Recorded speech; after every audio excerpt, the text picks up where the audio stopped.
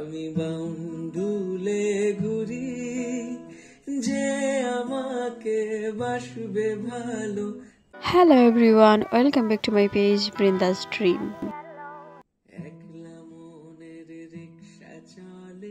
পুরো সপ্তাহ প্ল্যান করি, শুক্রবার আসলে এটা করব ওইটা করব, এই জায়গায় যাব ওই জায়গায় যাব, কিন্তু কিচ্ছুই আর করা হয়ে ওঠে না। তো গত শুক্রবারে আমি পাহাড়ি ছড়ার খুঁজে বের হয়ে গেছিলাম। আমার প্ল্যান ছিল এরকম একটা জায়গা হবে যেখানে অনায়াসেই ঘন্টার পর ঘন্টা বসে কাটাইয়ে দেওয়া যাবে। আর তাছাড়া হচ্ছে শহর থেকে একটু দূরে হবে, যেখানে পাহাড়ি ছড়া থাকবে, বাগান এরিয়া থাকবে, কিছু সহজ সরল মানুষ থাকবে, যেখানে গেলে শহরের কোলাহল থেকে একটু দূরে থাকা যাবে, সেরকম একটা স্পট।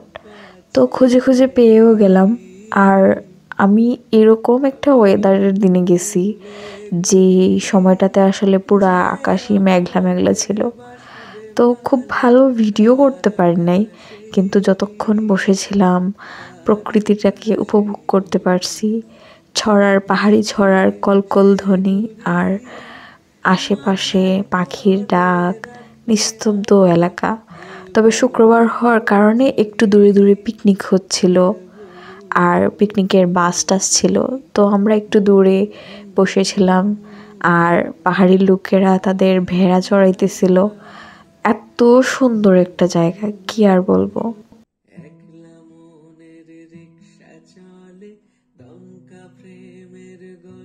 ওইখান থেকে বের হয়ে চলে আসলাম এয়ারপোর্টে। ছাত্র আন্দোলনের পর থেকে জনসাধারণের জন্য ওপেনই আছে মোটামুটি, মানে আগে তো সহজে আসা যাইতো না, কিন্তু এখন এয়ারপোর্টে আসা যায়। তো এয়ারপোর্টে এসে অনেকক্ষণ দাঁড়িয়েছিলাম আর দেখতেছিলাম, ভাবতেছিলাম যে কবে এই এয়ারপোর্ট থেকে আমার ফ্লাইট হবে।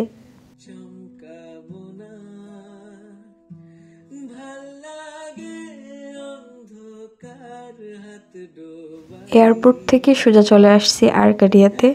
আর শুক্রবার থাকার জন্য প্রচণ্ড রেশ ছিল মানুষের, বসার জায়গায় পাইতেছিলাম না। একবার এইখানে একবার ওইখানে দাঁড়াইতেছিলাম আর বসার জায়গা খুঁজতেছিলাম।